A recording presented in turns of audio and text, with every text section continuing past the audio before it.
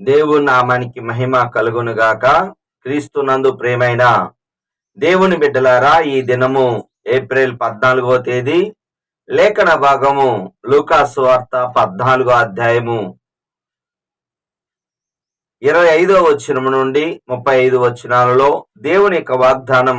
35వ వచనము, ఆయన మాటలు వినే భాగ్యాన్ని దేవుడు మనకిచ్చాడు. హల్లెలూయా. ప్రకటన గ్రంథం 2వ అధ్యాయం 7వ వచనం, చెవుగలవాడు ఆత్మ సంగములతో చెప్పు మాట వినుగాక. అవును, ప్రభువు మనకి వాక్యము చెప్పే మాటలు అనగా మరి దేవుని యొక్క మాటలు వినుటకు మనకి దేవుడు అవకాశం ఇస్తున్నాడు.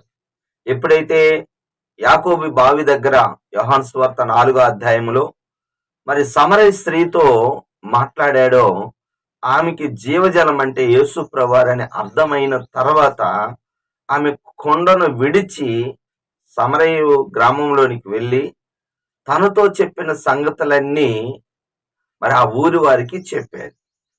అప్పుడు వారు వచ్చి యోహాను సువార్త 4వ అధ్యాయం 42వ వచనం, మా మటుకు మేము విని ఈయన నిజముగా లోకరక్షకుడని తెలుసుకొని నమ్ముచున్నాము.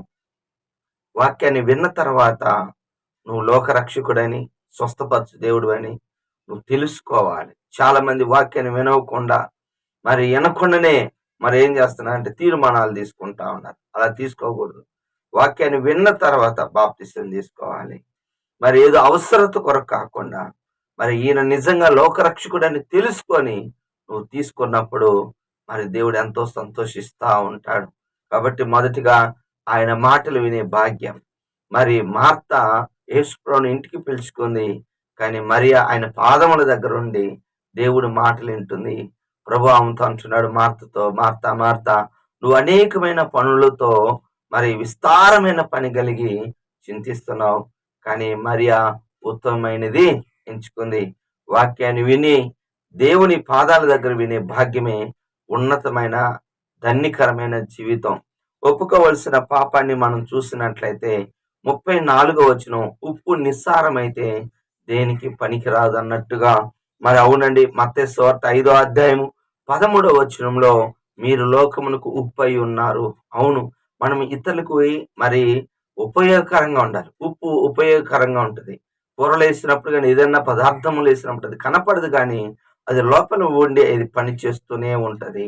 ఉప్పు బాగా గమనించండి, ఇతరులని మరి పదార్థములు చెడిపోకుండా చేయనట్టుగా ఇతరులకి మనం మేలుకరంగా, దీవెనకరంగా, ఆశీర్వాదకరంగా ఉండాలి. అది నిస్సారం కాకూడదండి. మరి ఆది కాండము 19వ అధ్యాయం 26వ వచనములో మరి దేవదూతలు మరి ఆ యొక్క సొదొమ గొమొర్రా పట్టణంలో లోతు భార్యని తీసుకొని వస్తూ వెనకకు తిరగొద్దు అన్నప్పుడు మరి లోతు వెనకకు తిరిగి ఉప్పు స్తంభం అయిపోయింది. ఆ ఉప్పు స్తంభం దేనికి పనికి రాదు. బాగా గమనించండి, బండ లాంటి, రాయి లాంటి ఉప్పు స్తంభం. అది గమనించండి.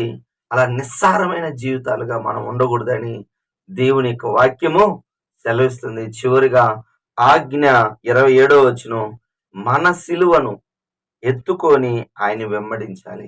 ఈ లోకంలో మన సిలువను ప్రతిదినం మనకున్న సమస్యలు, శోధనను బట్టి మనము ఎత్తుకొని అనగా వాటిని భరిస్తూనే మనం వెళ్ళాలి. ఎందుకనగా మన సిలువ అనగా శ్రమలు అనుభవించుతూ వెంబడించాలి. రూతు శ్రమలోనే నా ఏవుని వెంబడించింది. తర్వాత దీవెనకరం, సిలువ తర్వాత మహిమ. అపోస్తలుల కార్యం 14వ అధ్యాయం 22వ వచనములో అనేక శ్రమలు అనుభవించి దైవరాజ్యానికి వెళ్ళాలి. లాజరు గారు కూడా తన జీవితకాలం అంతా శ్రమ అనుభవించి పరదేశంలో అబ్రహాం రోమన ఉన్నాడు. కనుక అనేకమైన శ్రమలు మనం పొందాలని కూడా ఉంటుంది. వాక్య ప్రకారము ఫిలిప్పీ 1 చివరి వచనంలో మరి 30వ వచనంలో మనం యేసునందు విశ్వాసం ఉంచటమే కాదు, ఆయన పక్షమున మనం శ్రమ అనుభవించవలసి ఉన్నది. అవునండి, నిజం. మనము కూడా మరి వెనక తిరగకుండా అనేక మందిని స్థిరపరచాలి. పౌలు బర్నబాలు అనేక మందిని ఇలాగా శ్రమలు వస్తాయి అయినా తట్టుకొని నిలబడదాం అని చెప్తూ సంఘాలని బలపరుస్తున్నాడు. కనుక శ్రమలు అనేవి ఉంటాయి. వాటిని సహించిన తర్వాత అద్భుతమైన మహిమ కలిగిన జీవితాన్ని జీవించగలము. దేవుడి మాటలు దీవించును గాక. ఆమేన్. ప్రార్థన చేసుకుందాం. ప్రేమ కలిగిన తండ్రి యేసయ్యా, నీ కొందనాలు, స్తోత్రాలు. ఈ దినము నీ కృపలో, నీ దయలో ప్రభా అయ్యా నాయనా, మీ మాటలు వినే భాగ్యము నాయన ఉప్పులాగా నిస్సారం కాకుండా సారం కలిగి జీవించే వాళ్ళంగా అయ్యా, నీ వాక్య ప్రకారం వెంబడించి అయ్యా, సిలువనెత్తుకొని ప్రతిదినం వెంబడించే కృప దయచేయమని, మహిమను తెచ్చుకోమని, ఘనత తెచ్చుకోమని యేసు నామములో ప్రార్థిస్తున్నాను తండ్రి. ఆమేన్. తండ్రి యొక్క ప్రేమ, కుమారుని యొక్క కృప, పరిశుద్ధాత్మ యొక్క అన్యోన్య సహవాసం సదాకాలం మనందరికి తోడుగా ఉండును గాక. ఆమేన్. హల్లెలూయా. దేవుడు మిమ్మల్ని దీవించును గాక. ఆమేన్.